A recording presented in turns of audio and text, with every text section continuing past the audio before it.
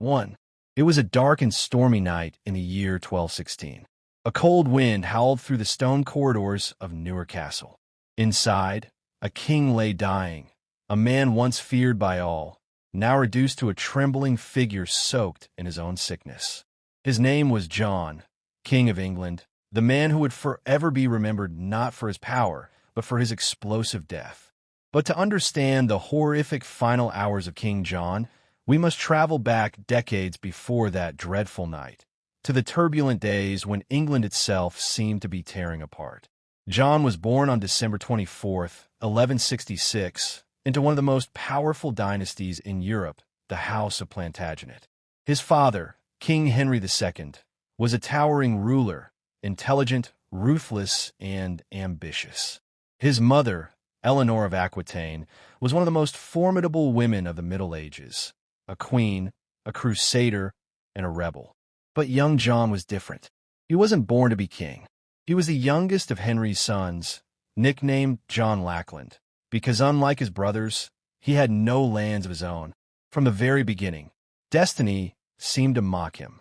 His older brothers, Henry the Young King, Richard the Lionheart, and Geoffrey of Brittany, were warriors, leaders, heroes of song and legend. John was small, shrewd, and cunning. He learned early that brute strength wasn't his weapon, manipulation was. The Plantagenet family was torn apart by ambition. John grew up watching his father and brothers wage wars not only against enemies, but against each other. By the time John reached adulthood, his family's empire stretched from Scotland to the Pyrenees. But peace was an illusion. Jealousy and treachery were the family's true inheritance. In 1173, while John was still a child, his brothers rebelled against their father. John stayed loyal to Henry II. At first, the king rewarded him, giving him castles and lands, while the others fought. But John's loyalty had a price. When the opportunity came to advance himself, he betrayed as easily as he had served. This pattern, deceit, self-interest, and broken trust, would define his entire life. By 1189, the great Henry II was dying, worn down by years of war and betrayal. As he lay on his deathbed, someone whispered the names of those who had turned against him. Among them was John. The betrayal shattered Henry's heart. And as the old king breathed his last, he murmured, "Shame on a conquered king," knowing his favorite son had betrayed him. Richard, the famous Lionheart, now took the throne, the warrior king who led armies across Europe and to the Holy Land. John, ever ambitious, waited in the shadows. While Richard was off fighting in the Third Crusade, John saw opportunity. He began scheming to seize power, spreading rumors that his brother had died in battle. He even tried to bribe nobles and take the crown for himself. When Richard was captured and held for ransom, John's treachery became open. He allied with the French king, Philip II, and plotted to replace his brother permanently. But Richard returned, and John's plans collapsed like sand underwater. When the Lionheart came back in 1194, he forgave John, or at least pretended to. But John would never forget the humiliation. And when Richard died unexpectedly in 1199, the crown finally fell into John's hands. In 1199, John became King of England, ruler of a vast empire stretching across England, Ireland, and large parts of France.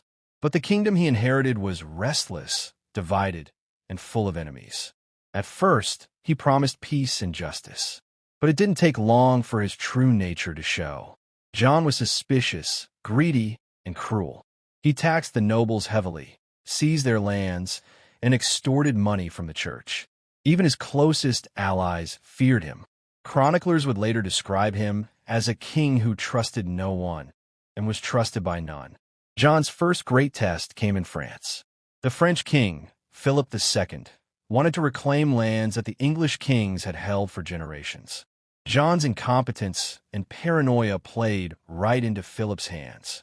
In 1204, John lost Normandy, a region his family had ruled for nearly 150 years. The loss was catastrophic. It wasn't just land, it was pride, history, and power.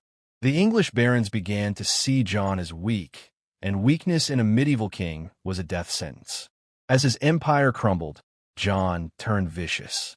He ruled through fear and punishment. Rebellious nobles were starved in dungeons. One chronicler tells of Maud de Braos, a noblewoman who offended the king. John imprisoned her and her young son in a castle dungeon and left them to starve to death. Her screams, they said, haunted the walls for years. John's cruelty extended even to the church. When the Archbishop of Canterbury died, John tried to control the next appointment. Pope Innocent III refused, excommunicating the king in 1209. Churches were closed, bells fell silent, and England itself was said to be cursed. The people began to whisper, "God has abandoned our king." By 1215, the barons had had enough. They demanded that John sign a charter that would limit his power and guarantee their rights. It would become one of the most important documents in human history, the Magna Carta. But John had no intention of keeping his promises. The moment he signed it, he sought the Pope's help to declare it void. War broke out, civil war. It was known as the First Barons' War, and England descended into chaos once again. In 1216, as the war raged, John led his army north, a desperate march to regain control of his fractured kingdom. But fate had already turned against him. His enemies had allied with the French prince, Louis, who landed in England to claim the throne. John's once mighty army was tired, hungry, and demoralized. Then disaster struck. Crossing the Wash, a treacherous tidal estuary in eastern England, John's baggage train was caught by the rising tide. His treasure, gold, jewels, royal plates, and even his personal crown, was swallowed by the mud and waves. The loss broke him. His fortune was gone, his army's morale shattered, and soon after, his body began to fail too. After losing his treasure, John fell violently ill. Chroniclers differ on what happened next, but all agree it was horrific. Some say he ate a surfeit of peaches and cider. Others whisper of poison. But what followed was unmistakable: days of fever, agony, and explosive diarrhea. By mid-October 1216, John could barely stand. His skin was pale, his body drenched in sweat, his stomach twisted in unbearable pain. He was carried to Newark Castle, barely conscious. Witnesses described the smell of sickness filling the chambers. John raved, hallucinated, and screamed at invisible enemies. Some claimed they heard him cry out the names of those he had betrayed, his father, his brother, his nobles, as if the ghosts of his past had come to collect their due. On the night of October 18th, 1216, King John of England, once the ruler of half of Europe, lay dying on a rough bed of straw. His bowels failed him. His body convulsed. The king who had ruled through fear and blood ended in filth and despair. But was it really the peaches and cider that killed him? Or was there a darker hand at work? Poison, revenge, or divine punishment? In the next part, we uncover the mystery of King John's death, the conspiracy, the curse, and the legacy that would change England forever. As dawn broke over Newark Castle, the air was thick with the stench of sickness and decay. The once proud banners of England hung limp, soaked with rain, their colors faded like the dying breath of the man inside. King John's body was deteriorating rapidly. His servants whispered that his belly was swelling, his face pale and sunken, his eyes glazed with fever. Some claimed his screams could be heard echoing down the stone corridors long after midnight. He begged for water, then cursed those who brought it. He clawed at his sheets, shouting names from the past: his father Henry, his brother Richard, his mother Eleanor, as if he were facing judgment before them all. The physicians were helpless. They tried potions, prayers, even bleeding him with leeches, but nothing stopped the agony.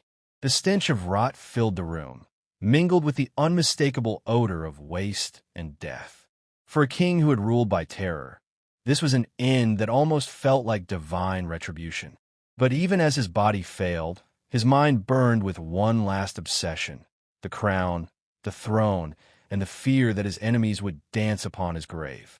The chroniclers of the time disagreed about what truly killed him. Some wrote that John had eaten a surfeit of peaches washed down with cider. Others claimed he had been poisoned by a monk seeking vengeance. But the most believable accounts describe a violent infection, perhaps dysentery or food poisoning, made worse by exhaustion, grief, and years of gluttony. The symptoms matched: intense fever, delirium, and uncontrollable diarrhea so violent that it caused dehydration, organ failure, and eventual death. In the Middle Ages, even kings could not escape the misery of bad food and worse hygiene. Yet those around him believed it was no coincidence.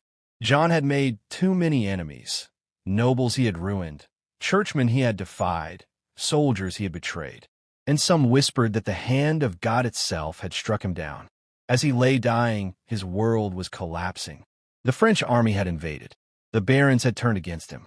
Even his loyal men were deserting, slipping away in the night as the king's moans echoed through the halls. The great empire his father had built was falling apart piece by piece, and there was nothing he could do to stop it. On the night of October 18th, 1216, a priest was called to the bedside. The flicker of candlelight danced across the cold stone walls as the priest began to recite the prayers for the dying. John tried to repeat the words, but his lips trembled. His breath came in short, wet gasps. His skin was cold and clammy. His fingers dug into the mattress, as though he could claw his way back from the jaws of death. Witnesses claimed that in his final moments he smiled, a twisted, eerie smile, and whispered, "Now I'm the king of nothing." And with that, the man who had ruled with iron and fear exhaled one last, shuddering breath. The chamber fell silent. Outside, the storm broke. Thunder rolled over the castle as rain began to pour. The tyrant of England was dead. But death, as it turned out, was not the end of his story. In the days that followed, chaos reigned. The news spread quickly. The king was dead, the throne was empty, and the French Prince Louis was ready to seize power. The English barons, realizing the danger of foreign rule, scrambled to decide what to do next. John's 9-year-old son, Henry, was hastily declared the new king, Henry III of England. The boy was too young to rule, so loyal barons and churchmen gathered around him, determined to restore stability before the country tore itself apart. They buried John quietly, without grandeur, in Worcester Cathedral, far from the glory he once imagined. His body, bloated and discolored, was placed in a simple tomb near the altar. No crowds mourned him. No tears were shed. The monks sang their hymns mechanically, eager to finish the ritual and wash away the smell that lingered from the coffin. For generations afterward, people said that even the earth refused to hold him in peace. Legends grew that his ghost roamed the corridors of his castles, dragging chains and crying out for forgiveness. Others claimed that his soul was cursed to wander until the end of time, never forgiven for his cruelty. But the world he left behind was forever changed. In the years that followed, England began to rebuild itself, not as a kingdom ruled by fear, but as a realm bound by law.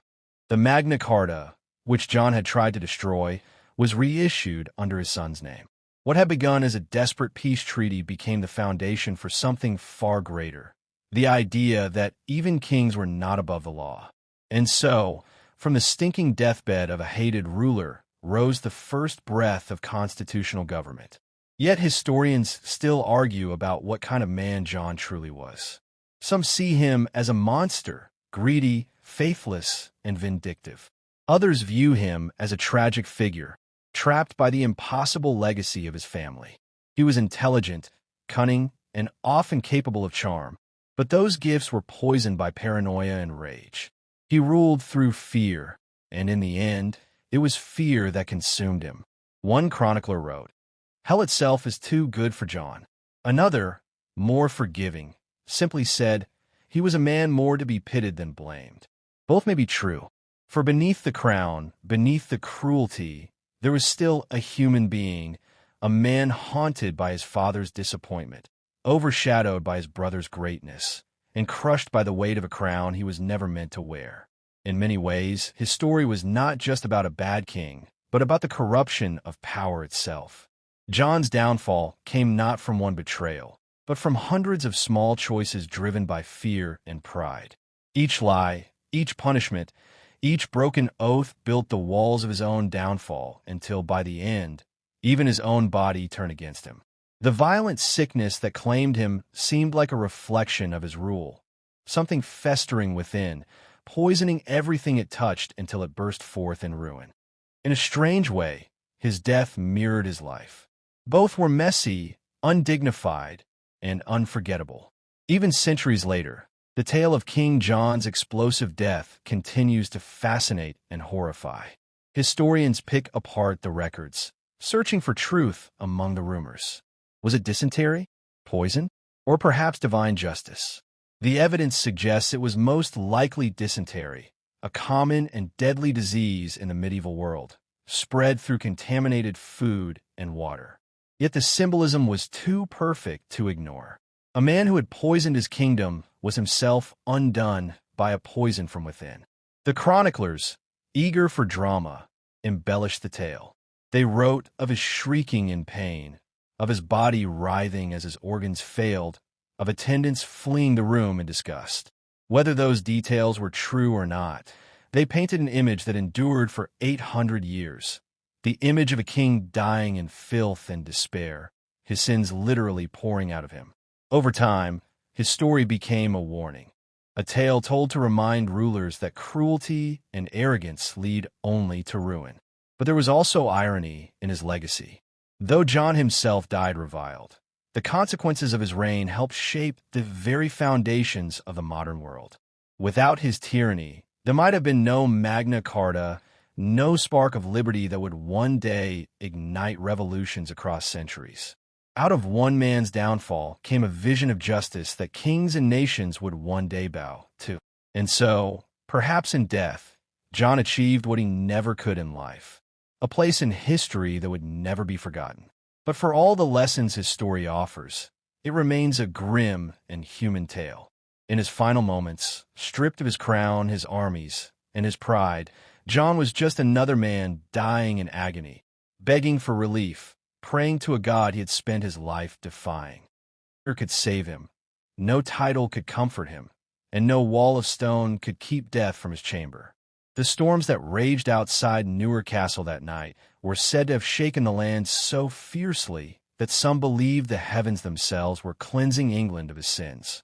When morning came, the sun rose over a kingdom without a king, and the people breathed a sigh of relief.